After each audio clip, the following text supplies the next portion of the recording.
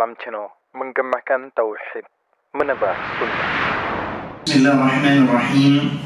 Assalamualaikum warahmatullahi wabarakatuh. Innal hamdalillah nahmaduhu wa nasta'inuhu wa nastaghfiruh wa na'udzu billahi min shururi anfusina wa min sayyiati a'malina. Man yahdihillahu fala mudilla lahu wa man yudlil fala hadiya lahu. Ashhadu an la ilaha illallah wahdahu la sharika lahu wa ashhadu anna Muhammadan 'abduhu wa rasuluhu wa aminuhu 'ala wahyihi wa khiratuhu min khalqihi wa safiruhu bainahu wa bain 'ibadihi al-mab'uuth bid-din al-qawim wal manhaj al-mustaqim.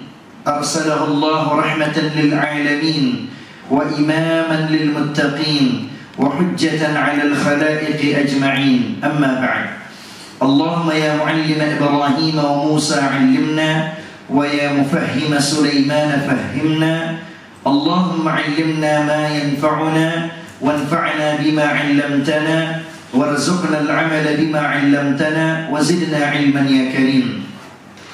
Kaum muslimin dan muslimat yang dirahmati oleh Allah Azza wa Jalla, saudara-saudaraku dan saudari-saudariku sekalian, bapak-bapak dan ibu-ibu sekalian yang dirahmati oleh Allah Jalla wa Ala, pertama-tama marilah kita panjatkan puji syukur kita kepada Allah Tabaraka wa Ta'ala karena berkat rahmat dan kasih sayang Allah Tabaraka wa Ta'ala sehingga kita dimudahkan oleh Allah Jalla wa Ala untuk bisa berkumpul di tempat yang insya-Allah diberkahi oleh Allah Subhanahu wa Ta'ala. Kemudian salawat serta salam semoga terus tercurah kepada junjungan kita, suri tauladan bagi kita, qudwah, contoh terbaik di dalam kehidupan kita, yaitu Nabi Muhammad sallallahu alaihi wasallam beserta istri-istri beliau, keluarga-keluarga beliau, para sahabat beliau dan seluruh kaum muslimin yang cintai beliau, yang senantiasa berada di atas sunnah-sunnah beliau, berusaha untuk menghidupkan sunnah-sunnah beliau, berusaha membela sunnah-sunnah beliau, dan juga tentunya benar-benar menjadikan baginda Rasulullah sallallahu alaihi wasallam sebagai qudwah, sebagai contoh terbaik di dalam kesehariannya, di dalam kehidupannya. Kaum muslimin dan muslimat yang dirahmati oleh Allah Tabaraka wa Ta'ala, insyaallah pada kesempatan kali ini, sebelum kita membahas tentang pembahasan fikih, karena kitab ini adalah kitab yang membahas tentang pembahasan fikih, sebelum kita membahas kitab ini, ada baiknya kita mengenal siapa penulis kitab ini, siapa pengarang kitab ini. Di sini saya akan menyebutkan biografi tentang beliau, yaitu salah seorang ulama besar yang bernama Syekh Shalih Al-Fauzan hafizahullah ta'ala wa ra'ahu. Semoga Allah subhanahu wa ta'ala menjaga beliau dan memelihara beliau. Kaum muslimin dan muslimat yang dirahmati oleh Allah tabaraka wa ta'ala, beliau ini adalah salah seorang profesor, ya, yang mana beliau lahir di negara Arab Saudi tepat pada tanggal 1 Rajab pada tahun 1354 Hijriah atau pada tanggal 28 September tahun 1933 Masehi. Jadi beliau adalah salah seorang syekh, salah seorang ulama kibar, ulama besar yang mana sampai saat ini masih Allah berikan umur yang panjang, yang mana umur beliau sekarang sudah mencapai 90 tahun. Ya subhanallah, walaupun usianya sudah sangat tua, akan tetapi beliau masih Allah berikan kesehatan, masih bisa menyampaikan ilmu-ilmu yang beliau miliki, dan kita bersyukur kepada Allah Subhanahu wa taala karena Allah panjangkan usia seorang yang alim seperti ini sehingga kita bisa mengambil istifadah, mengambil pelajaran-pelajaran yang telah beliau sampaikan, dan kita juga bisa mengambil pelajaran dari kitab-kitab atau karya tulis beliau yang begitu banyak. Dan beliau juga merupakan anggota kehormatan dari Komite Tetap untuk Penelitian dan Fatwa Islam di Arab Saudi sejak 15 Rajab tahun 1412 Hijriah. Nah, kemudian di sini saya akan menukil ucapan beliau yang mana di salah satu kajian beliau pernah menyampaikan biografi tentang diri beliau sendiri. Sebagaimana disebutkan di sini ya, ini ucapan beliau langsung saya sampaikan, yang mana beliau mengatakan, wa amma ismi fakama ta'rifun. Beliau mengatakan, adapun namaku sebagaimana yang telah kalian ketahui. Siapa nama beliau? Beliau sebutkan di sini Saleh bin Fauzan bin Abdullah Al-Fauzan. Jadi nama pengarang kitab ini adalah Syekh Saleh bin Fauzan bin Abdullah Al-Fauzan hafizahullah ta'ala wa ra'ahu. Semoga Allah tabaraka wa ta'ala menjaga beliau dan memelihara beliau. Kemudian beliau mengatakan di sini min qabilatil wuda'in ad-dawasir, bahwasanya beliau ini merupakan seorang yang berasal dari qabilah al-wuda'in ad-dawasir. Ini qabilah beliau. Kemudian beliau mengatakan fi baldati syamasiyah, bahwasanya beliau ini berasal dari kota Asy-Syamasiyah Syarqil Qasim, yang mana kota Asy-Syamasiyah ini terletak di bagian timur kota Qasim yang ada di negara Arab Saudi, atau bahasa Arabnya Al-Mamlakatul Arabiyah As-Saudiyah, yaitu kerajaan Arab Saudi. Di situ tempat beliau lahir. Kemudian beliau mengatakan di sini, nasya'tu fiha awwala nash'ati talaqqaitul Qur'an an imamil masjid. Beliau mengatakan bahwasanya beliau tumbuh di sana, kemudian besar di sana, yang mana pertama kali beliau belajar, ya beliau mengatakan, aku belajar Al-Quran dengan salah seorang imam masjid. Jadi beliau mengatakan bahwasanya awal beliau menuntut ilmu, yang beliau pelajari adalah Al-Quranul Karim. Beliau belajar dengan salah seorang imam masjid, yang mana beliau katakan di sini, wa kana hafizan mutkinan. Guru beliau ini adalah seorang yang hafal Al-Quran, yang mana hafalannya itu sangat kuat. Ya, terkadang ada orang yang hafal Quran tapi hafalannya tidak begitu kuat, atau hafalannya buruk, ya banyak lupa ya. Tapi guru dari Syekh Saleh Al-Fauzan ini, guru pertama beliau yang mengajarkan Al-Quran kepada beliau adalah salah seorang imam masjid, yang mana dia hafal Quran, kemudian hafalannya kuat, mutkin, ya, dhabit. Kemudian beliau katakan jamilas saud, begitu juga suaranya bagus. Jadi imam masjid ini, ya subhanallah ya, bahwasanya beliau adalah salah seorang imam masjid yang mana suaranya bagus, kemudian hafalan Al-Qur'annya juga kuat. Ya, terkadang kita dapati beberapa imam masjid suaranya bagus tetapi hafalannya tidak kuat, tidak mutkin, atau hafalannya mutkin, hafalannya kuat akan tetapi suaranya kurang bagus. Tapi guru beliau di sini adalah seorang yang memiliki hafalan Al-Quran yang mutkin, hafalan Al-Qurannya kuat, kemudian memiliki suara yang bagus. Kemudian disebutkan di sini oleh Syekh Saleh Al-Fauzan hafizahullah ta'ala, semoga Allah menjaga beliau, ala wa huwa Syekh Hamud bin Sulaiman At-Talal. Beliau mengatakan bahwasanya guru Al-Quran beliau yang pertama kali mengajarkan beliau Al-Quran adalah salah seorang syekh yang bernama Hamud bin Sulaiman At-Talal. Inilah guru pertama beliau yang mengajarkan kepada beliau Al-Quran. Ya, kita tahu bahwasanya Nabi SAW mengatakan dalam sabdanya, khairun nas, Nabi SAW mengatakan bahwasanya khairukum, sebaik-baik di antara kalian adalah orang yang mempelajari Al-Quran dan mengajarkannya. Jadi beliau pertama kali belajar Al-Quran dengan salah seorang imam masjid yang memiliki hafalan yang kuat dan juga bacaannya bagus. Siapa tadi namanya? Yaitu Syekh Hamud bin Sulaiman At-Talal rahimahullah ta'ala, semoga Allah merahmati beliau. Kemudian Syekh Saleh Al-Fauzan melanjutkan ceritanya. Beliau mengatakan, alladhi sara fi akhir hayatihi qadiyan fi Dhuriyah, bahwasanya guru Al-Quran beliau ini di akhir hayatnya menjadi hakim di kota Dhuriyah al-baldatil masyhurah, yang mana kota Ad-Dhuriyah ini adalah kota yang sangat terkenal fi Gharbil Qasim, di daerah bagian barat kota Qasim. Nah, inilah guru ya pertama dari Syekh Shalih Al-Fauzan dalam mengajarkan beliau Al-Quran. Jadi Al-Quran ini sangat penting. Jangan sampai kita sebagai seorang muslim ya kita tahu bahwasanya pedoman hidup kita adalah Al-Quran, tapi cuman kita baca saja, tidak kita pelajari isi kandungan Al-Quran, sehingga bacaan kita tidak kita jadikan dalil di dalam kehidupan kita.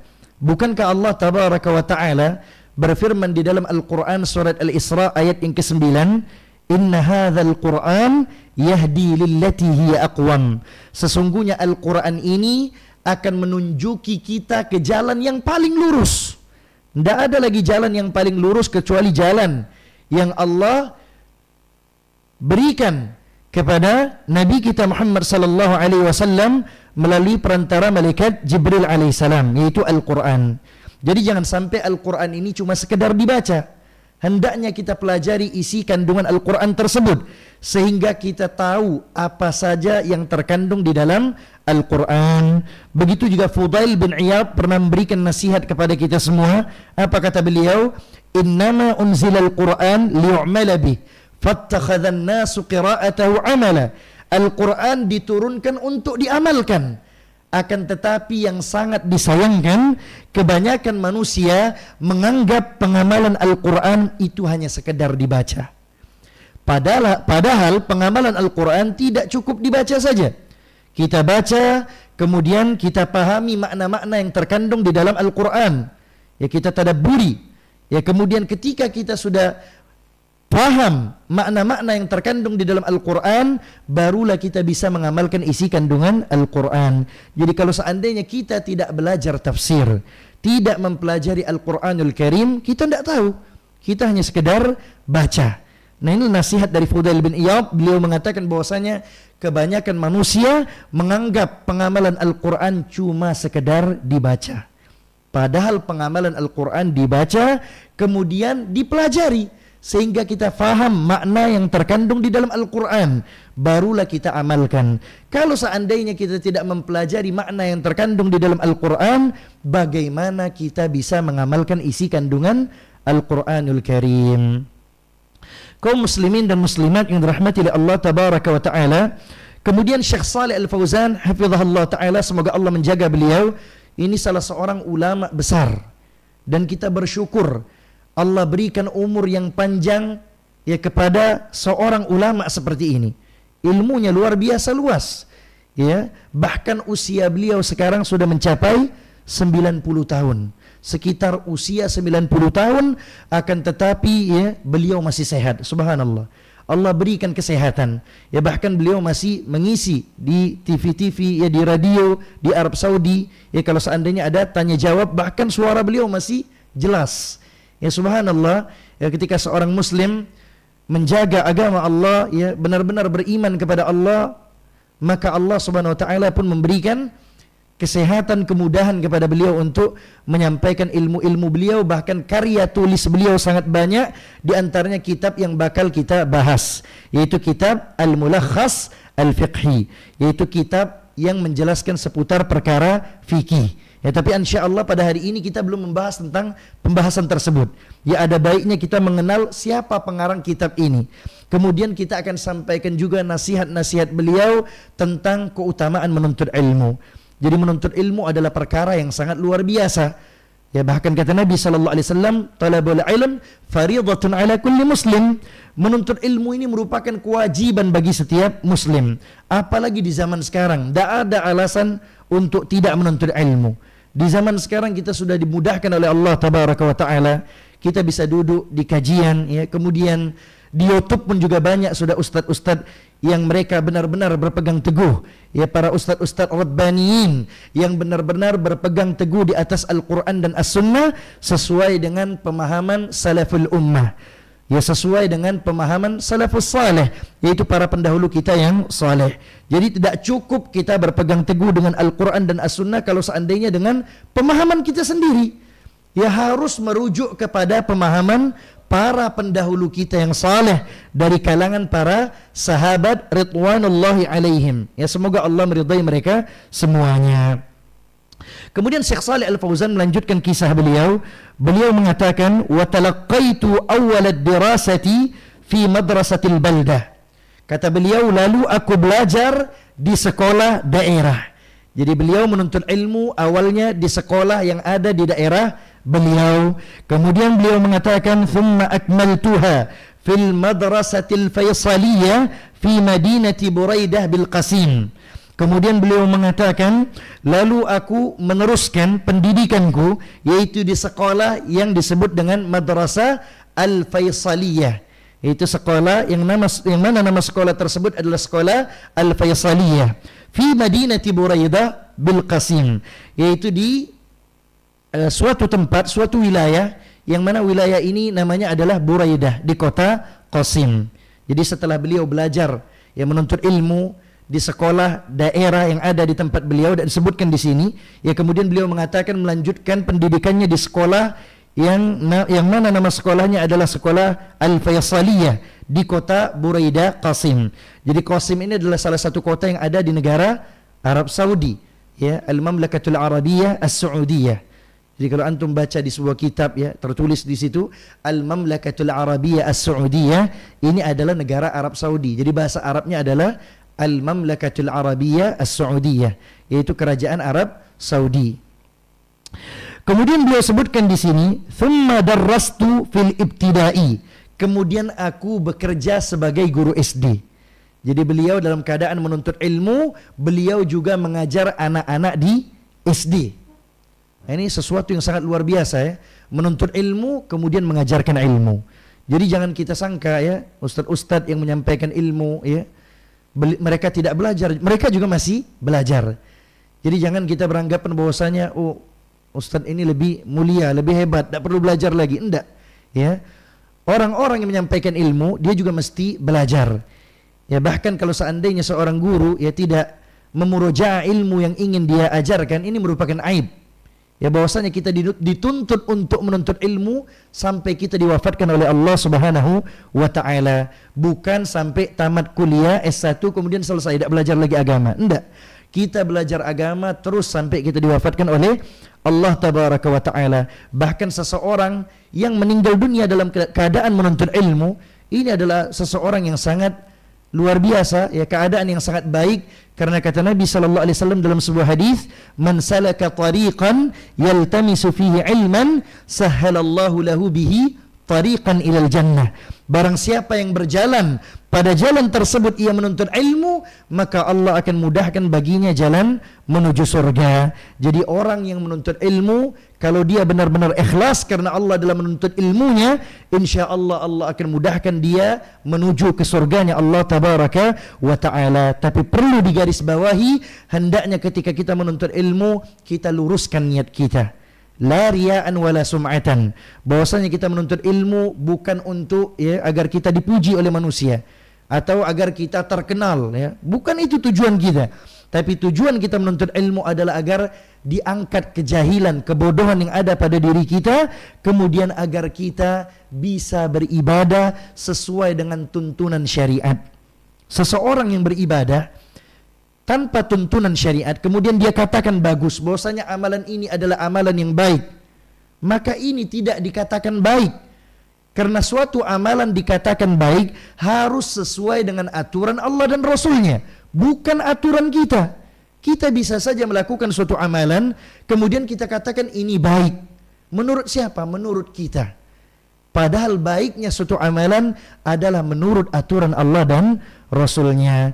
Sehingga hendaknya kita berusaha dalam melakukan suatu amalan, dalam melakukan suatu ibadah, hendaknya kita ikhlas karena Allah, kemudian mencontoh baginda Rasulullah sallallahu alaihi wasallam, karena kata Nabi sallallahu alaihi wasallam, man amila amalan laisa alaihi amruna fahuwa raddun. Barang siapa yang melakukan suatu amalan yang tidak ada contohnya dari kami, maka amalan tersebut tertolak. Kaum muslimin dan muslimat yang dirahmati oleh Allah Tabaraka wa taala. Jadi di sini Syekh Shalih Al-Fauzan beliau mengatakan dalam keadaan beliau belajar, beliau juga mengajar anak-anak SD. Ini ketika beliau masih muda tentunya. Kemudian beliau sebutkan di sini, "Tsumma futihal ma'had al-ilmi." Ya, kemudian dibukalah sebuah ma'had, yaitu ma'had al-ilmi fi Buraidah, di kota Buraidah, wal tahaktu bihi. Maka aku pun melanjutkan sekolah di sana. Jadi setelah beliau selesai dari sekolah beliau, sekolah Al-Faisaliyah, beliau melanjutkan sekolah, di sini disebutkan dengan al-ma'had al-ilmi. Di situ beliau menuntut ilmu kemudian, ya. Kemudian setelah itu kata beliau, wa wasaltu ad-dirasata ila an takharrajtu min kulliyati syariah. Kemudian Syekh Shalih Al-Fauzan mengatakan bahwasanya aku terus belajar hingga akhirnya aku lulus dari fakultas syariah. Jadi Syekh Shalih Al-Fauzan beliau menuntut ilmu dari S1 sampai S3, ya, sampai doktor. Itu di Jami'atul Imam, di Universitas Al-Imam Muhammad Saud, ya, Muhammad bin Saud yang ada di kota Riyadh. Di mana Riyadh? Riyadh ini merupakan ibu kota dari negara Arab Saudi. Jadi beliau kuliah di situ, belajar syariah, yang mana kuliah syariah, fakultas syariah ini lebih mendalami ilmu fikih, yang masalah usul fikih dan fikih, ya, tentang hukum-hukum Islam. Beliau belajar di situ dari S1 sampai doktor. Ya, jadi tidak diragukan lagi keilmuan beliau, yang mana beliau juga mulazamah, duduk di masjid-masjid, belajar dengan para masyayikh.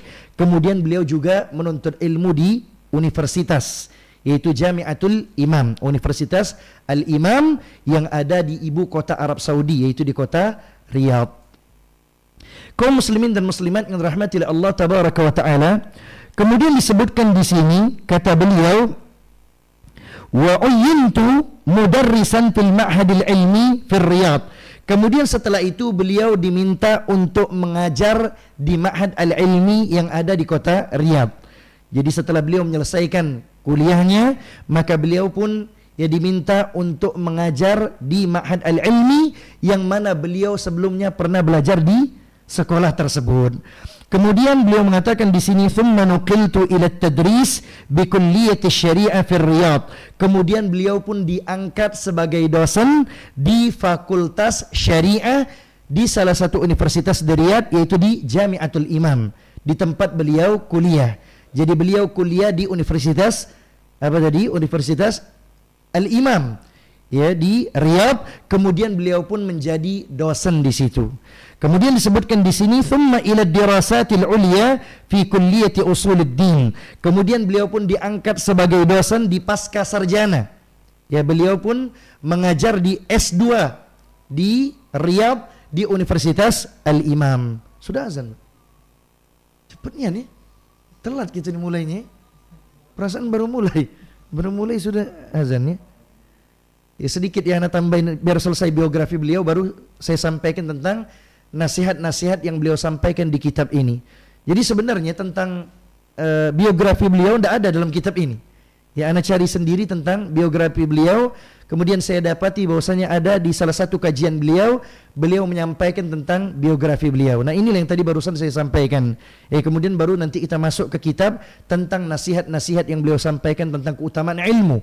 Barulah nanti kita mungkin di pertemuan yang berikutnya membahas tentang pembahasan fikih. Tentunya pembahasan fikih yang pertama yang akan dibahas adalah bab taharah. Karena tidak mungkin kita bisa sholat kalau kita tidak bersuci, ya. Jadi bab taharah sangat penting. Bagaimana cara berwudu, bagaimana cara mandi wajib, kemudian bagaimana cara tayammum. Kalau tiga hal ini kita tidak tahu, bagaimana kita sholat kalau seandainya di tubuh kita ada najis, terkena najis misalkan, atau ada hadas, baik itu hadas kecil atau hadas besar. Yang mana hadas kecil itu dihilangkan dengan cara berwudu. Kalau hadas besar dengan cara mandi junub, mandi besar, ya. Nah, ini insya Allah akan kita bahas, ya. Oke, saya lanjutkan sedikit tentang biografi beliau. Kemudian kata beliau, "Tsumma nuqiltu mudiran lil ma'had al-'ali lil qada' 6 sanawat." Kemudian beliau diangkat, ya, sebagai kepala institusi sekolah hakim selama 6 tahun. Kemudian beliau mengatakan di sini, "Tsumma nuqiltu ila daril ifta' udwan fil lajnatid da'imati lil ifta'." Kemudian beliau diangkat sebagai anggota Dewan Fatwa di negara Arab Saudi. Jadi beliau merupakan salah satu anggota Dewan Fatwa di Kerajaan Saudi Arabia. Jadi ketika ada fatwa dari Lajnah Daimah lil Buhuthil Ilmiyah wal Ifta, ini bukan satu ulama, tapi banyak ulamanya, ulama-ulama yang ilmunya ya luar biasa. Kemudian mereka berkumpul, duduk bareng-bareng di situ untuk membahas sebuah hukum. Kemudian keluarlah fatwa. Yang mana yang mengeluarkan fatwa adalah ketua dari Dewan Fatwa tersebut. Ya sebenarnya yang mengeluarkan fatwa tersebut bukan ketua Dewan Fatwanya saja, tapi di dalam Lajnah Daimah lil Buhuthil Ilmiyah wal Ifta banyak ulama-ulama besar yang ada di sana. Kemudian mereka musyawarah, ya, mereka bahas suatu hukum, kemudianlah keluar sebuah fatwa.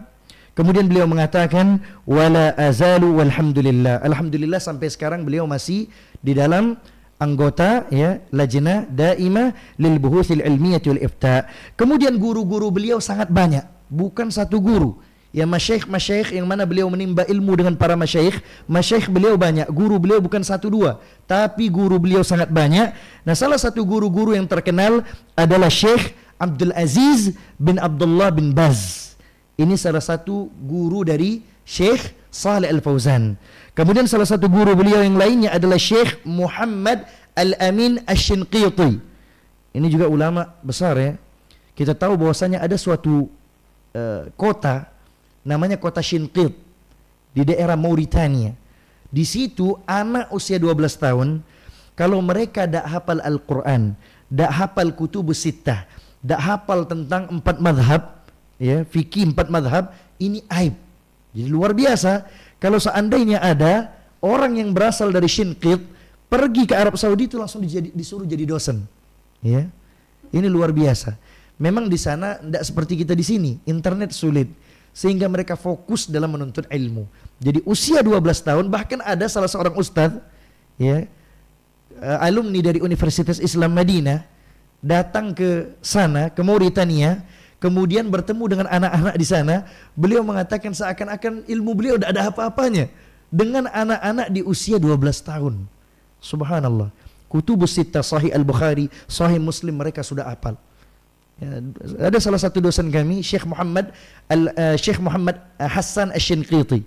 Itu juga luar biasa. Ya kalau ngajar tidak bawa kitab ya, tidak bawa kitab tapi beliau hafal. Ya subhanallah.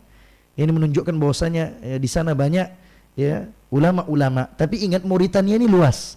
Di kota Shinqitnya, bukan di seluruh negara Mauritania. Tapi di Mauritania ada kota namanya kota Shinqit. Karena itu dinisbatkan kepada kota kelahiran mereka. Karena itu disebut di sini Syekh Muhammad Al-Amin Asy-Shinqiti. Maksudnya nisbat ke tempat kota kelahiran beliau yaitu kota Shinqit. Ya di belakangnya di sini ya ada yaun nisbah. Nisbat kepada tempat kelahirannya. Ini salah satu guru dari Syekh Shalih Al-Fauzan.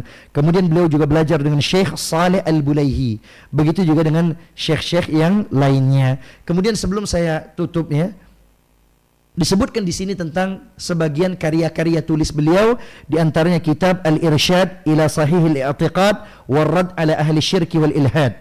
Kemudian kitab Al-Mulakhas Al-Fiqhi, yaitu kitab yang bakal kita bahas di pertemuan kali ini.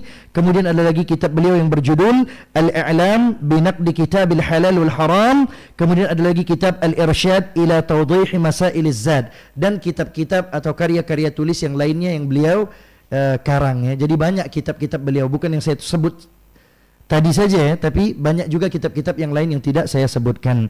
Wallahu taala a'la wa a'lam. Insyaallah ba'da salat Isya kita lanjutkan tentang nasihat yang beliau sampaikan sebelum beliau membahas tentang pembahasan fikih di dalam kitab ini. Wallahu taala a'la wa a'lam. Assalamualaikum warahmatullahi wabarakatuh.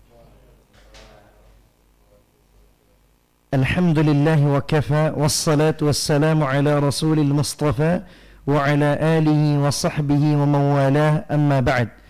Kaum muslimin dan muslimat, saudara-saudaraku dan saudari-saudariku sekalian, kita akan melanjutkan pembahasan kitab Al-Mulakhas Al-Fiqhi, yang mana tadi kita barusan sudah membahas tentang biografi dari pengarang kitab, yaitu Syekh Shalih Al-Fauzan hafizahullah ta'ala, yang mana kitab ini adalah kitab yang membahas tentang pembahasan fikih ya seputar hukum-hukum Islam, yang mana sebelum kita masuk ke pembahasan tentang tahara, tentang bersuci, di sini beliau menyampaikan beberapa pesan di dalam kitab ini yang mana insya-Allah akan kita baca. Disebutkan di sini bahwasanya beliau memberi bab khusus tentang keutamaan menuntut ilmu sebelum beliau membahas tentang bab tahara atau bersuci. Beliau sebutkan di sini fadlut tafaqquh fid din, yaitu keutamaan bertafaqquh dalam ilmu agama. Kemudian beliau hafizahullah taala mengatakan, alhamdulillahirabbil alamin, segala puji bagi Rabb semesta alam, wassalatu wassalamu ala nabiyyina Muhammadin wa ala alihi wa sahabatihi wattabi'in lahum bi ihsanin ila yaumiddin. Kata beliau, salawat serta salam semoga terus tercurah kepada Nabi kita Muhammad sallallahu alaihi wasallam beserta keluarga beliau, kemudian para sahabat beliau dan juga orang-orang yang mengikuti mereka dengan baik sampai hari kiamat kelak. Wa ba'd. Kemudian beliau Syekh Shalih Al-Fauzan hafizahullah taala, semoga Allah menjaga beliau, beliau mengatakan, fa inna at-tafaqquha fid din min afdalil a'mal. Sesungguhnya menuntut ilmu adalah amalan yang paling utama, wa huwa alamatul khair, dan ini adalah tanda kebaikan. Jadi di sini Syekh Shalih Al-Fauzan hafizahullah taala mengatakan bahwasanya menuntut ilmu merupakan amalan yang paling utama dan ini merupakan tanda kebaikan. Sebagaimana Nabi sallallahu alaihi wasallam bersabda, apa kata Nabi kita Muhammad sallallahu alaihi wasallam? Man yuridillahu bihi khairan, barang siapa yang Allah inginkan kepadanya kebaikan, yufaqihu fid din, maka Allah akan jadikan orang tersebut paham dalam perkara agama, dalam urusan agama, yang mana tentunya seseorang tidak akan mengenal Allah, tidak akan mengenal nabinya, tidak akan mengenal agamanya kecuali dengan menuntut ilmu. Tentunya ilmu di sini adalah ilmu yang bermanfaat, yaitu ilmu yang merujuk kepada Al-Quran dan As-Sunnah, merujuk kepada nas-nas yang syar'i, merujuk kepada dalil-dalil, bukan ilmu yang asal-asalan. Itulah yang disebut dengan ilmu yang bermanfaat atau ilmu nafi'. Kemudian beliau hafizahullah ta'ala mengatakan, wa dhalika li'anna at-tafaqquha fid din yahsulu bihil ilmun nafi' alladhi yaqumu alaihi al-amalu salih.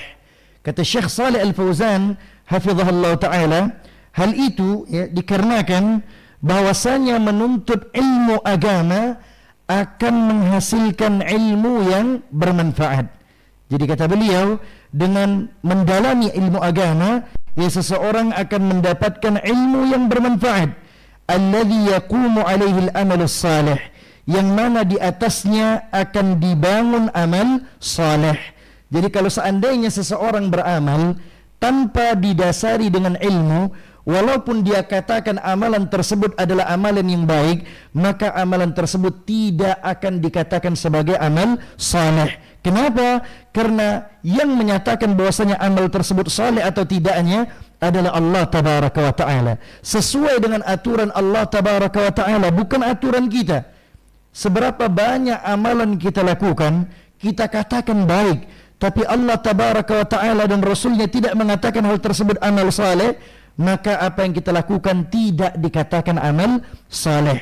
Karena yang menyatakan, yang menentukan bahwasanya amal tersebut saleh atau tidaknya adalah Allah dan Rasulnya, bukan kita. Ya, sehingga disebutkan di sini ketika seseorang menuntut ilmu agama yang merujuk kepada Al-Quran dan sunnah-sunnah, hadis-hadis Nabi yang sahih, maka dia akan melakukan suatu amalan yang mana amalan tersebut adalah amal saleh. Kenapa? Karena dia merujuk kepada dalil. Kaum muslimin dan muslimat yang dirahmati oleh Allah tabaraka wa ta'ala, begitu juga Allah tabaraka wa ta'ala berfirman di dalam Al-Quran, tepatnya pada surat Al-Fath ayat yang ke-68, ayat yang ke-28, huwa alladhi arsala rasulahu bil huda. Kata Allah tabaraka wa ta'ala bahwasanya Allah lah yang mengutus rasulnya bil huda, dengan al-huda, wa dinil haq, dan juga dengan dinil haq. Secara bahasa, makna al-huda adalah petunjuk, sedangkan dinul haq secara lughawi, secara bahasa, maknanya adalah agama yang benar. Akan tetapi yang dimaksud di sini bukanlah itu.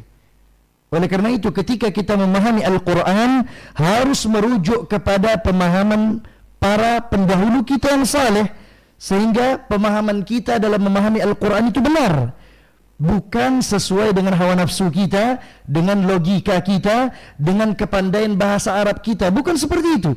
Akan tetapi kita memahami Al-Quran merujuk kepada para pendahulu kita yang saleh, baik itu dari kalangan para sahabat radhiyallahu taala anhum ajma'in, ataupun tabi'in, ataupun atba'ut tabi'in, para pengikut tabi'in. Karena mereka lah generasi terbaik umat ini. Sebagaimana baginda Rasulullah sallallahu alaihi wasallam bersabda, apa kata Nabi kita? Khairul quruni qarni. Sebaik-baik zaman, sebaik-baik generasi adalah generasiku. Generasiku di sini maksud Nabi adalah generasi para sahabat, karena orang-orang yang membersamai dakwah baginda Rasulullah sallallahu alaihi wasallam adalah para sahabat. Mereka lah orang yang paling afqah, mereka lah orang yang paling paham dengan hukum Allah, karena mereka belajar langsung dengan Nabi sallallahu alaihi wasallam. Bahkan mereka adalah orang-orang yang fastabiqul khairat, berlomba-lomba dengan kebaikan. Tak kala disampaikan oleh Nabi sallallahu alaihi wasallam suatu kebaikan, maka para sahabat langsung berlomba-lomba untuk melakukan apa yang disampaikan oleh Nabi sallallahu alaihi wasallam berupa kebaikan. Jadi ketika Nabi sallallahu alaihi wasallam menyampaikan ilmu, menyampaikan kebaikan, maka para sahabat langsung sami'na wa ata'na, kami dengar dan kami taat kepada aturan yang disampaikan oleh Nabi sallallahu alaihi wasallam. Jadi Allah sebutkan di dalam ayat ini bahwasanya Allah tabaraka wa taala mengutus rasulnya dengan al-huda dan juga dengan dinul haq. Apa makna al-huda dan dinul haq di dalam ayat ini? Disebutkan di sini oleh Syekh Shalih Al-Fauzan dan juga disebutkan oleh para al-mufassirun, para ulama-ulama tafsir. Ya, para ulama-ulama kita yang ahli dalam ilmu tafsir, mereka mengatakan bahwasanya makna al-huda di dalam ayat ini adalah al-ilmun nafi', yaitu ilmu yang bermanfaat. Kemudian disebutkan di sini sedangkan makna dinul haq adalah al-amalus salih, yaitu amal saleh, yang mana kita tidak akan mungkin bisa melakukan amalan yang saleh kecuali dengan ilmu yang bermanfaat, ilmu yang merujuk kepada Al-Quran dan juga ketika kita benar-benar berpegang teguh di atas dua pedoman hidup kita ini, insya Allah kita tidak akan tersesat selama-lamanya. Oleh karena itu hendaknya kita bersemangat dalam mempelajari Al-Quran, mempelajari hadis-hadis Nabi. Ya, sebagaimana yang saya sampaikan tadi, jangan sampai kita sekedar baca tapi kita tidak paham maknanya. Bagaimana kita mengamalkan isi kandungan Al-Quran kalau seandainya kita tidak tahu maknanya? Sekarang kita sudah dimudahkan oleh Allah Subhanahu wa taala. Walaupun kita tidak bisa bahasa Arab misalkan, sekarang sudah banyak kitab-kitab tafsir para ulama kita. Ada tafsir At-Tabari, ada tafsir Ibnu Katsir Al-Quran Al-Azim, ada tafsir Al-Qurtubi, tafsir Imam As-Sa'di. Silakan kita baca. Ya, walaupun sedikit, kalau rutin, insya Allah ilmu kita semakin bertambah. Kemudian kita amalkan isi kandungan Al-Quran tersebut. Jadi tidak mungkin seseorang bisa melakukan amal soleh kecuali dengan dasar ilmu. Harus merujuk kepada ilmu yang bermanfaat, yaitu ilmu yang merujuk kepada Al-Quran dan As-Sunnah sesuai dengan pemahaman ya para sahabat. Kemudian disebutkan di sini, wa qad amara Allah subhanahu nabiyahu an yas'alahu ziyadah minal ilm.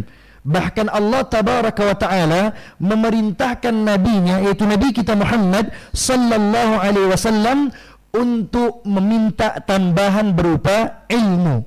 Sebagaimana Allah sebutkan dalam Al-Quran surat Taha ayat ke-114, wa qul, maka katakanlah wahai Muhammad, Rabbi zidni ilma. Wahai Tuhanku, aku meminta tambahan ilmu. Jadi Allah tabaraka wa taala memerintahkan nabinya langsung, Nabi kita Muhammad sallallahu alaihi wasallam, agar Nabi Muhammad sallallahu alaihi wasallam meminta kepada Allah berupa tambahan ilmu din, ilmu agama, ilmu abadi, ilmu Allah. Inilah risalah al-haq yang dibawa oleh Rasulullah sallallahu alaihi wasallam. Kemudian Al-Hafidh Ibnu Hajar Al-Asqalani rahimahullah ta'ala, semoga Allah merahmati beliau, ketika beliau menjelaskan tentang ayat yang tadi barusan kita baca, wa qur rabbi zidni ilma, beliau mengatakan wadihud dalalati fi fadlil ilmi. Ini adalah dalil yang jelas, yang terang benderang akan keutamaan ilmu agama. Lianna Allah lam ya'mur nabiyahu bi talabil izdiyad min syai'. Yang mana Allah tabaraka wa ta'ala tidak pernah sama sekali memerintahkan nabinya untuk meminta tambahan sesuatu. Tidak pernah Allah perintahkan. Tidak pernah Allah memerintahkan nabinya untuk meminta tambahan yang lain, kecuali yang Allah perintahkan kepada nabinya untuk meminta tambahan ilmu. Jadi di dalam Al-Quran Allah tabaraka wa ta'ala tidak pernah meminta nabinya tambahan kecuali tambahan ilmu. Masalah ilmu justru Allah perintahkan nabinya untuk meminta tambahan ilmu kepada Allah tabaraka wa ta'ala. Kemudian disebutkan di sini, wa qad samma an-nabiy sallallahu alaihi wasallam al-majalisa allati yata'allamu fiha al-ilmu an-nafi' bi riyadil jannah. Yang mana Nabi sallallahu alaihi wasallam menamakan majlis-majlis yang mana di dalamnya ada ilmu yang bermanfaat, diajarkan Al-Quran, diajarkan hadis. Ya, majlis-majlis ini dinamakan oleh Nabi sallallahu alaihi wasallam dengan taman surga. Bahkan Nabi sallallahu alaihi wasallam pernah bersabda dalam hadis yang sahih, kata Nabi sallallahu alaihi wasallam, wa idza marartum bi riyadil jannah, apabila kalian melintasi taman-taman surga, farta'u, maka hendaknya kalian bersenang-senang dengannya, berbahagia dengannya. Maka para sahabat bertanya kepada Nabi sallallahu alaihi wasallam, apa itu taman surga? Maka Nabi sallallahu alaihi wasallam mengatakan halaqadz dzikr, yaitu mengingat-ingat Allah, yang mana di dalam majlis tersebut mempelajari Al-Quran, mempelajari hadis-hadis Nabi. Bahkan kata Nabi sallallahu alaihi wasallam dalam hadis yang lain tentang keutamaan para penuntut ilmu, la yaq'udu qaumun fi baitin min buyutillah, tidaklah duduk suatu kaum di rumah dari rumah-rumah Allah, yang mana mereka di situ mengingat-ingat Allah tabaraka wa ta'ala, kemudian membaca Al-Quran, kemudian mengkaji, saling mempelajari tentang isi kandungan Al-Quran, illa haffathumul malaika, kecuali para malaikat akan menaungi mereka, wa ghasyiyathumur rahmah, kemudian rahmat, kasih sayang Allah meliputi mereka, wa nazalat alaihimus sakinah, kemudian ketenangan turun kepada mereka, wa dzakarahumullahu fi man indah, kemudian Allah menyebut-nyebut nama mereka di sisi para makhluk yang ada di langit. Allah sebut nama para penuntut ilmu, dan ini tidak didapatkan kecuali duduk di majelis ilmu. Memang benar, ya, seorang yang belajar dari YouTube juga dikatakan penuntut ilmu, akan tetapi mereka tidak mendapatkan keutamaan-keutamaan orang yang duduk langsung. Apa tadi keutamaannya? Banyak. Ya, para malaikat menaungi mereka. Kemudian rahmat, kasih sayang Allah meliputi mereka. Kemudian ketenangan turun.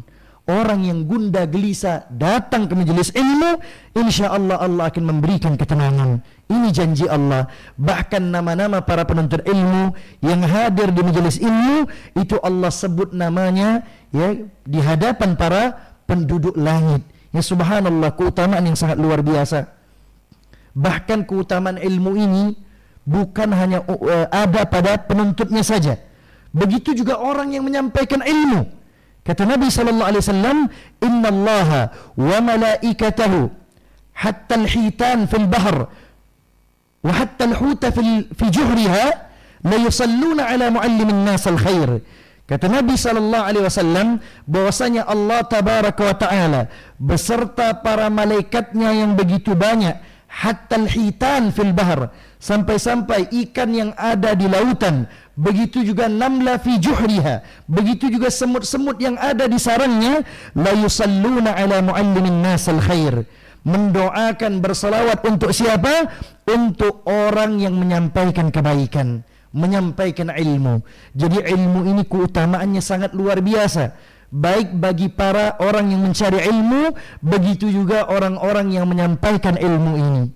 Ya, ini merupakan keutamaan yang sangat luar biasa yang Allah berikan kepada kita semua. Maka hendaknya kita bersemangat menuntut ilmu dan juga bersemangat menyampaikan ilmu, berdakwah, mengajak manusia kembali ke jalan Allah Tabaraka wa Ta'ala, mengajak manusia untuk kembali kepada Al-Quran dan juga sunnah-sunnah baginda Rasulullah sallallahu alaihi wasallam. Kemudian juga disebutkan di sini wa akhbara anna al-ulama hum warathatul anbiya. Begitu juga Nabi sallallahu alaihi wasallam mengabarkan kepada kita semua bahwasanya orang-orang yang berilmu ini merupakan pewaris para nabi. Ya, bahwasanya Nabi sallallahu alaihi wasallam tidak pernah mewariskan hartanya, dinar ataupun dirham, akan tetapi warathu al-ilma. Yang diwariskan oleh para nabi adalah ilmu. Kemudian kata Nabi sallallahu alaihi wasallam, "Faman akhadhahu akhadha bihadhin wafir." Barang siapa yang mengambil ilmu, maka ia telah mengambil bagian yang amat besar. Ya, jadi ilmu ini adalah bagian yang amat besar yang ada di dunia ini adalah ilmu. Kemudian tentunya yang lebih utama lagi adalah mengamalkan ilmu tersebut. Kaum muslimin dan muslimat yang dirahmati oleh Allah Tabaraka wa Ta'ala. Kemudian di sini Syekh Shalih Al-Fauzan mengatakan, ya bahwasanya manusia itu berbeda-beda dari sisi pengamalan atas ilmu dan amal. Ya, terbagi menjadi 3 kelompok, kata Syekh Shalih Al-Fauzan hafizahullah taala, yang mana tentunya beliau di sini merujuk kepada Al-Qur'an. Jadi beliau mengatakan bahwasanya dalam masalah ilmu ini manusia berbeda-beda dalam masalah pengamalan dan juga ilmu yang dia pelajari. Apa maksudnya di sini, ya? Bahwasanya beliau mengatakan manusia berbeda-beda dari sisi pengamalan atas ilmu dan amal. Yang pertama kata beliau, al-fariqul awal, golongan yang pertama adalah alladzi jama'u bainal ilmi an-nafi' wal 'amal as-salih. Yang pertama adalah orang-orang yang menggabungkan antara ilmu yang bermanfaat dengan amal saleh. Nah, ini orang yang terbaik, yang mana dia belajar ilmu yang bermanfaat, merujuk kepada Al-Quran dan hadis. Kemudian ilmu yang dia dapatkan dia amalkan. Siapa mereka ini? Disebutkan oleh Syekh Shalih Al-Fauzan hafizahullah taala, wa haula'i qad hadahumullahu siratal mun'am. Kata beliau, mereka ini adalah orang-orang yang diberikan oleh Allah Tabaraka wa Ta'ala petunjuk, yaitu berupa nikmat, ya, nikmat yang begitu besar, yaitu berupa nikmat petunjuk. Siapa mereka? Minan nabiyyin. Yang pertama mereka adalah orang-orang, yaitu mereka adalah para nabi. Jadi ini yang pertama. Yang pertama adalah orang yang menggabungkan ilmu yang bermanfaat dengan amal saleh. Dia menuntut ilmu, kemudian ilmu tersebut dia amalkan. Inilah orang-orang yang diberi hidayah oleh Allah Tabaraka wa Ta'ala. Yang pertama adalah dari kalangan para nabi, was-siddiqin, kemudian orang-orang yang jujur, yang membenarkan Allah dan Rasulnya, wasyuhada, kemudian orang-orang yang mati dalam keadaan syahid, kemudian was-salihin, dan orang-orang saleh. Kemudian disebutkan di sini wa hasuna ulaika rafiqa, sungguh sebaik-baik teman adalah mereka. Ya. Jadi Nabi sallallahu alaihi wasallam di dalam hadis yang sahih beliau pernah mengatakan al-mar'u ala dini khalilih. Seseorang itu berada di atas agama teman dekatnya. Maka perhatikanlah siapa teman dekat di antara kalian. Nah, ini dijelaskan di sini bahwasanya orang-orang yang diberikan hidayah oleh Allah Tabaraka wa Ta'ala berupa ilmu yang bermanfaat, kemudian ilmu tersebut diamalkan di dalam kehidupannya, mereka adalah para nabi. Kemudian orang-orang yang jujur, orang-orang yang membenarkan Allah dan Rasulnya. Kemudian para syuhada, yaitu orang-orang yang mati dalam keadaan syahid. Kemudian wassalihin, dan orang-orang yang saleh. Maka inilah, ya, teman terbaik. Kemudian golongan yang kedua, kata beliau, al-fariqus tsani, golongan yang kedua, alladzi ta'allamu al-ilma an-nafi' wa lam ya'malu bihi. Orang yang kedua adalah orang-orang yang mempelajari ilmu yang bermanfaat, wa lam ya'malu bihi, akan tetapi ilmunya tersebut tidak dia amalkan. Berbeda dengan orang yang pertama. Orang yang pertama dia mendapatkan ilmu yang bermanfaat, kemudian dia amalkan. Sedangkan orang yang kedua ini, dia mempelajari ilmu yang bermanfaat, akan tetapi tidak dia amalkan. Wa haula'i humul maghdub alaihim. Mereka ini adalah orang-orang yang dimurkai oleh Allah tabaraka wa ta'ala minal yahud, dari kalangan orang-orang Yahudi, wa man naha nahwahun. Begitu juga orang-orang yang berjalan di atas jalan mereka. Jadi orang-orang Yahudi, mereka adalah orang-orang yang sebenarnya tahu ya tentang Islam. Ya contohnya apa? Contohnya saja di sana, ya orang-orang Yahudi itu yang mereka makan adalah habbatus sauda. Yang mereka makan adalah jinten hitam. Ini merupakan obat yang diajarkan oleh Nabi sallallahu alaihi wasallam. Obat dari segala penyakit, kata Nabi sallallahu alaihi wasallam, kecuali kematian. Karena kalau sudah datang kematian, tidak bisa lagi diundurkan ataupun dimajukan.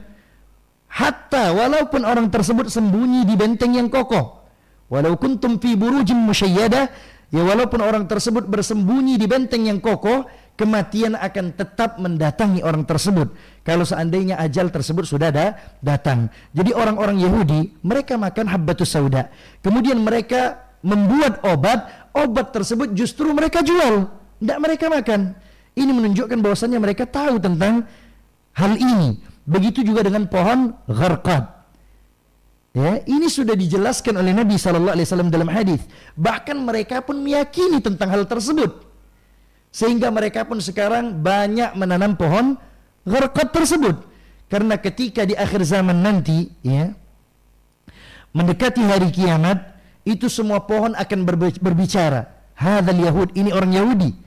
Ngasih tahu kalau seandainya Yahudi tersebut bersembunyi kecuali pohon gharqad tadi. Sekarang mereka tanami. Ini menunjukkan bahwasannya mereka berilmu, mereka tahu tentang hal tersebut. Bahkan Allah sebutkan dalam Al-Quran ya bahwasanya mereka ini adalah orang-orang yang benar-benar kenal dengan Nabi sallallahu alaihi wasallam sebagaimana mereka mengenal anak-anak mereka. Apa kata Allah dalam Al-Quran dalam surah Al-Baqarah? Ya'rifunahu kama ya'rifuna abna'ahum. Mereka mengenal Nabi Muhammad sallallahu alaihi wasallam sebagaimana mereka mengenal anak-anak mereka. Ini menunjukkan bahwasanya orang-orang Yahudi benar-benar tahu tentang Nabi sallallahu alaihi wasallam. Tapi kenapa mereka tidak mau beriman kepada Nabi sallallahu alaihi wasallam? Hasadan min indi anfusihim. Karena ada hasad dari hati mereka. Karena Nabi terakhir bukan dari kalangan mereka, bukan dari golongan mereka. Nabi terakhir adalah Arabiyun khullas, Arab asli. Sehingga mereka tidak mau beriman kepada Nabi sallallahu alaihi wasallam. Oleh karena itu disebutkan di sini oleh Syekh Shalih Al-Fauzan, orang yang kedua adalah mereka adalah orang yang mempelajari ilmu yang bermanfaat tapi tidak mereka amalkan. Mereka lah orang-orang yang dimurkai oleh Allah dari kalangan orang Yahudi dan tidak terbatas dengan orang Yahudi saja, wa man naha nahwahum. Begitu juga orang-orang yang berjalan di atas jalan semacam ini. Misalkan dia bukan orang Yahudi, ketipunya Muslim. Dia belajar ilmu yang bermanfaat, akan tetapi ilmu tersebut tidak dia amalkan. Ini masuk ke dalam golongan orang yang dimurkai oleh Allah tabaraka wa ta'ala.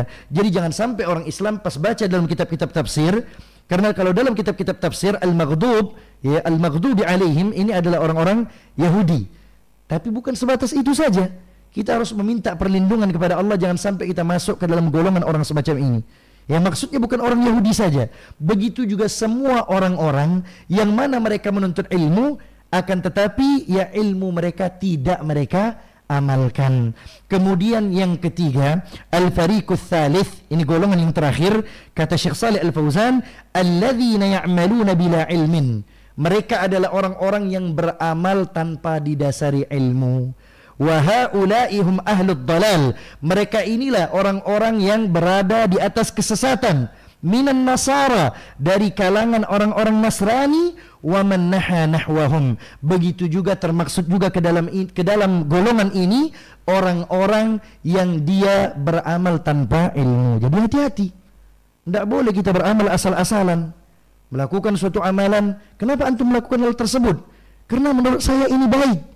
Tidak bisa seperti itu dalam beramal. Dalam masalah ibadah, dalam masalah amal saleh, itu harus sesuai dengan aturan Allah dan Rasulnya. Oleh karena itu kalau antum membaca dalam kitab-kitab ya para ulama yang membahas tentang tauhid, membahas tentang akidah, itu dibahas suatu bab tentang syurut. qabulul amal, syarat-syarat diterimanya suatu amal. Yang pertama harus ikhlas, niat kepada Allah SWT. Kita beribadah, ibadah kita benar-benar ditujukan kepada Allah, bukan ditujukan kepada manusia. Ketika tidak ada yang lihat, solatnya cepat luar biasa. Ketika ada yang lihat, luar biasa lamanya, gerakannya luar biasa, subhanallah, masya Allah. Nah bukan seperti ini. Ya kita tidak butuh pujian manusia. Yang kita butuhkan adalah pujian dari Allah tabaraka wa ta'ala. Dan kita juga tidak butuh celaan manusia. Yang kita takutkan dan kita khawatirkan adalah celaan dari Allah tabaraka wa ta'ala. Yang mana 3 golongan ini ya disebutkan sebenarnya di dalam surat Al-Fatihah. Ya ketika Allah tabaraka wa ta'ala berfirman, ihdinas siratal mustaqim, tunjukkanlah kami ke jalan yang lurus, siratal ladzina an'amta alaihim, yaitu jalan orang-orang yang engkau beri nikmat, ghairil maghdubi alaihim, bukan jalan orang-orang yang engkau murkai, waladdallin, dan juga bukan jalan orang-orang yang tersesat. Jadi penjelasan dari Syekh Shalih Al-Fauzan itu merujuk kepada surat Al-Fatihah, yang mana surat ini adalah surat yang selalu kita baca dalam salat kita. Karena kalau kita tidak baca surat Al-Fatihah dalam salat, tidak sah. La salata liman lam yaqra bi Fatihatil kitab. Ya salat seseorang tidak sah kalau seandainya tidak membaca surat Al-Fatihah. Bahkan ini merupakan bentuk kasih sayang Allah kepada kita. Kenapa? Allah menginginkan kita mendapat hidayah melalui salat. Sehingga di dalam ayat tersebut ya ada sebuah ayat yang mana ini merupakan doa. Ihdinas siratal mustaqim. Selalu kita baca, tunjukkanlah kami ke jalan yang lurus. Kalau salat kita benar, insyaallah taala Allah akan berikan kita petunjuk.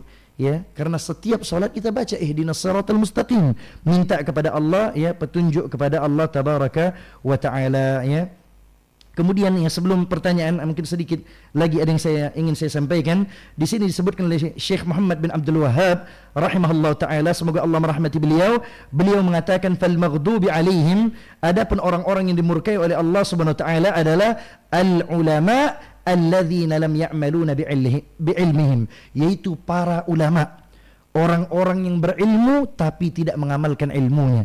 Ini orang yang dimurkai oleh Allah Subhanahu wa taala. Waddallun, adapun orang-orang yang tersesat adalah al-amiluna bila ilmin, yaitu orang yang bersemangat melakukan amal akan tetapi tanpa didasari dengan ilmu. Karena tanpa didasari dengan ilmu, akhirnya dia tersesat. Ya maka hendaknya ketika kita melakukan suatu amalan harus bersumber kepada ilmu, yaitu kepada Al-Qur'an dan juga kepada As-Sunnah. Wallahu taala a'la wa a'lam. Mungkin inilah sedikit muqaddimah yang disampaikan oleh Syekh Shalih Al-Fauzan di dalam kitab ini, yaitu kitab yang berjudul Al-Mulakhas Al-Fiqhi. Insyaallah di pertemuan yang berikutnya kita masuk ke bab-bab yang sangat penting, yaitu tentang bab at-taharah, bab bersuci. Karena kalau kita tidak tahu tentang bab ini, bagaimana kita bisa salat kalau seandainya kita berhadas, baik itu hadas kecil ataupun hadas besar. Wallahu taala a'la wa a'lam. Ya mungkin ada pertanyaan. Kalau tidak ada pertanyaan kita. Nah, Ustaz, jazakallahu khairan atas materi yang telah disampaikan, dan saat ini kita telah memasuki sesi tanya jawab. Alhamdulillah kita memiliki pertanyaan via pesan singkat WhatsApp, Ustaz. Ana bacakan, Ustaz. Ya, tafadhal.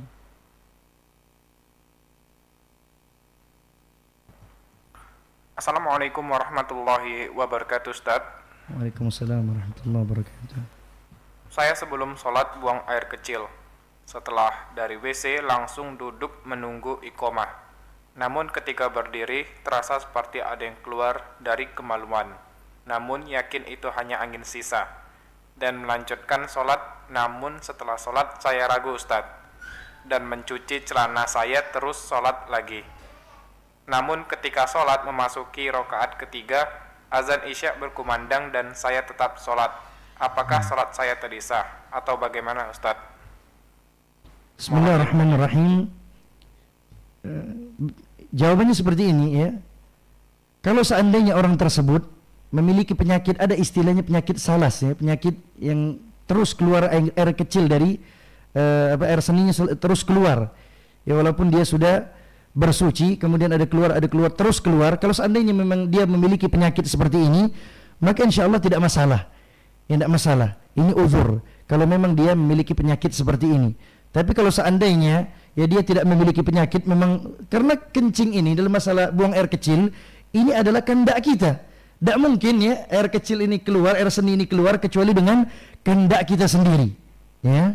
Tapi kalau seandainya memang orang tersebut memiliki penyakit, ini uzur. Ya, misalkan dia letakkan kapas, memang selalu keluar misalkan, maka insya Allah dia tetap sholat. Karena dalam perkara sholat, walaupun kita sakit kita tetap sholat. Ya, bahkan kata Nabi SAW, tidak sanggup berdiri kita duduk, tidak sanggup duduk kita berbaring, bahkan juga tidak sanggup apa-apa harus dengan isyarat, tetap sholat. Tapi beda kalau seandainya sudah tidak sadarkan di diri. Jadi jangan salah ya, bahwasanya orang yang sakit boleh meninggalkan sholat, lah. Ya, tetap harus sholat. Jadi kalau seandainya memang dia punya penyakit dan dia sudah berobat belum juga sembuh ya, yang jelas dia harus berusaha dulu, ikhtiar. Ya, berobat dulu. Tapi kalau seandainya sudah berobat juga masih tidak sembuh, ya maka fattaqullaha mastata'tum. Bertakwalah kepada Allah semampu kalian.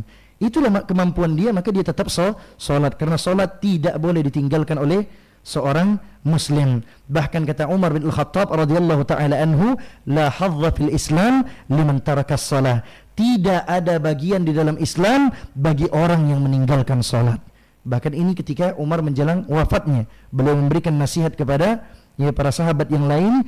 Beliau mengatakan la hadza fil Islam liman tarakas shalah. Tidak ada bagian dalam Islam bagi orang yang meninggalkan salat. Jadi hati-hati dalam perkara salat.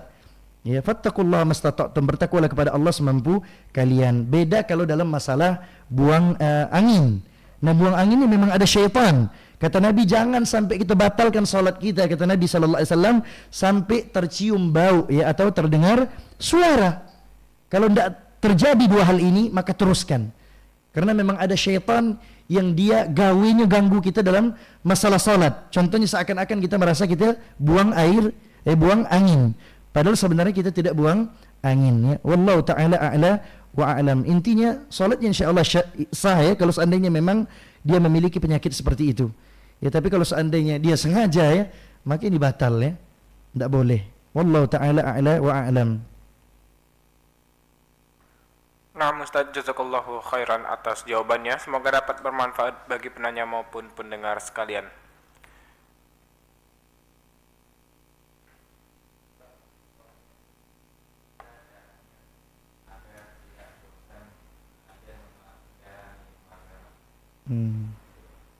Nah, ini bagus, pertanyaan yang bagus ya. Bagaimana agar kita tidak jenuh, tidak bosan dalam menuntut ilmu agama? Tentunya memang ada sabda dari Nabi sallallahu alaihi wasallam bahwasanya seorang muslim itu akan datang rasa futur. Apa itu futur? Lagi semangat langsung malas. Tapi ada janji dari Nabi sallallahu alaihi wasallam, kata Nabi, kalau seandainya orang tersebut dalam keadaan futur, dia kembali kepada sunnah-sunnahku, tetap berada di atas sunnah-sunnahku, maka dia orang yang beruntung, kata Nabi. Tapi kalau seandainya ketika futur tersebut datang, dia justru menjauh, maka dia akan halak, dia akan celaka, kata Nabi sallallahu alaihi wasallam. Tentunya maksudnya di sini, misalkan contoh, ya seseorang misalkan yang dia rajin sholat malam, kemudian tiba-tiba malasnya luar biasa. Apa caranya? Dia buka hadis yang membahas tentang keutamaan sholat malam. Karena dengan membaca kitab-kitab tersebut, keutamaan-keutamaan yang ada di dalam sholat malam tersebut, insya Allah dia kembali menjadi semangat. Ya, misalkan hadis yang menjelaskan, kata Nabi SAW, bahwasanya sholat malam merupakan da'bus salihin, merupakan kebiasaan orang-orang soleh. Kalau kita ingin menjadi orang soleh, maka kita banyak-banyak sholat malam. Begitu juga dalam masalah menuntut ilmu. Kalau seandainya mulai datang futur ini pasti datang. Walaupun dia adalah orang alim, ulama besar, tetap ada rasa futur. Karena yang ngomong ini Nabi, bukan anak, bukan ulama juga, tapi Nabi langsung yang ngomong. Kata Nabi SAW, seseorang itu akan datang masa-masa futurnya. Ya, likulli amalin syirratun, kata Nabi SAW. Setiap amalan itu ada masa semangatnya. Walikulli syirratin fatratun. Kemudian setiap semangat itu pasti nanti tiba waktu futurnya. Pasti ada. Tidak ada orang yang tidak datang futur. Ya, misalkan kalau ada orang yang datang kepada kita, alhamdulillah akhi, ana selalu semangat dalam menuntut ilmu, seumur hidup anak tidak pernah datang futur. Ini aneh ini ya. Yang mana Nabi SAW mengatakan bahwasanya manusia pasti merasakan rasa futur tersebut. Jadi futur itu Pak, kita lagi semangat-semangat, melempem. Akhirnya kita malas. Apa obatnya? Kembali kepada sunnah-sunnah Nabi. Ya, baca hadis-hadis Nabi tentang keutamaan menuntut ilmu. Disinilah butuhnya kita mempelajari sirah para sahabat, tabi'in, atba'ut tabi'in, dan para ulama. Kalau kita baca sirah para ulama tentang menuntut ilmu, akan semangat kita menuntut ilmu. Contohnya Imam An-Nawawi. Imam Nawawi ketika dia menuntut ilmu itu makannya cuma sekali. Subhanallah. Cuma roti, ya roti Arab itu, ya tidak tahu roti di zaman dulu roti yang seperti apa. Yang jelas disebutkan di dalam perjalanan menuntut ilmu beliau hanya makan roti di pagi hari. Apa cocolannya? Air putih, Pak. Dicocol air putih, dimakan, besoknya seperti itu lagi. Saking beliau semangat dalam menuntut ilmu. Bahkan ada para ulama yang lain, mereka mancing ikan karena lapar. Mancing ikan, sudah dapat ikannya, ternyata ada majelis ilmu lagi. Akhirnya mereka masuk lagi ke majelis ilmu sampai ikan tersebut busuk. Subhanallah. Semangat mereka dalam menuntut ilmu. Nah, baca perjalanan menuntut ilmu para ulama, sehingga kita semakin bersemangat dalam menuntut ilmu. Ketika futur, cari kitab-kitab yang membahas tentang hal tersebut. Ya, bahkan Imam Ahmad mengatakan ilmu ini lebih dibutuhkan daripada makan dan minum. Kita makan dan minum ada waktunya, tapi menuntut ilmu 24 jam kita butuh dengan ilmu. Dari kita bangun sampai kita tidur kita butuh dengan ilmu. Ya, bahkan ada sebagian ulama kita dalam menuntut ilmu itu sampai menjual baskom ibunya. Ya, bahkan ada yang menjual rumah, ya, ayahnya terjual rumahnya gara-gara menuntut ilmu hadis. Sedangkan kita dimudahkan, ya, sekarang.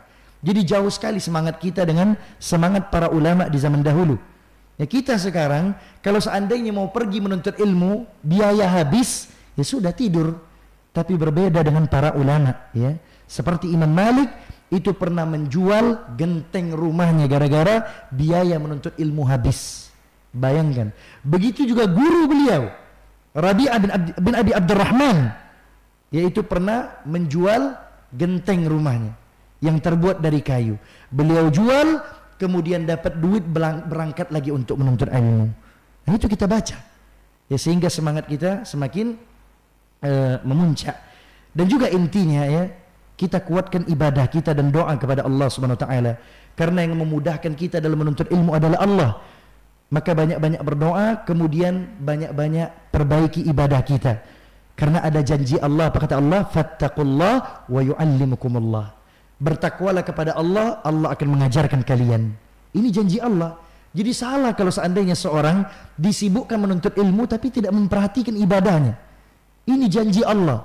Luangkan waktu kita untuk beribadah kepada Allah Subhanahu wa taala. Misalkan kita 24 jam ya belajar, tapi ibadah kita kacau. Nah, ini hati-hati yang seperti ini. Kita tidak akan diajarkan oleh Allah Subhanahu wa taala.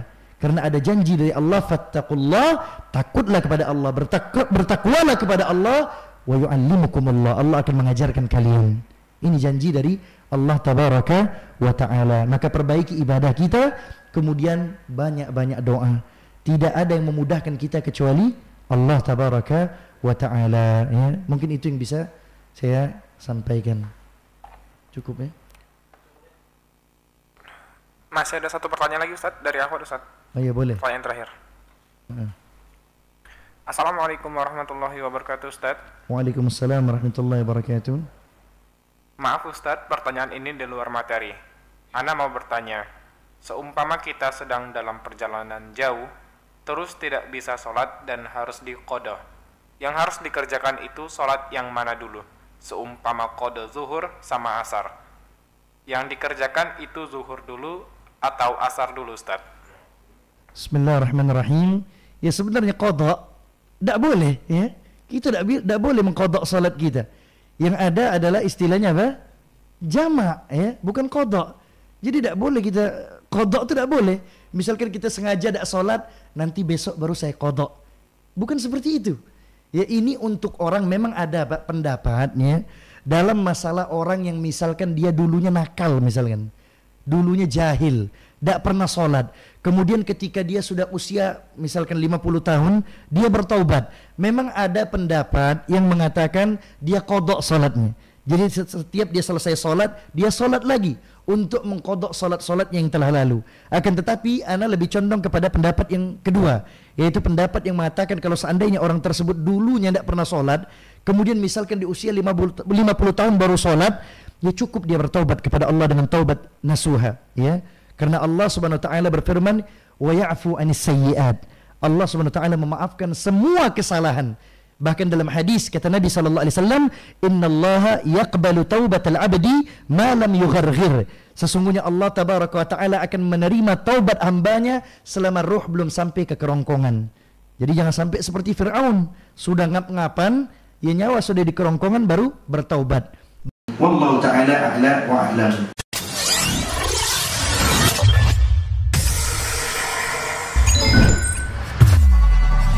Darussalam Channel, menggemakan tauhid, menebar sunnah.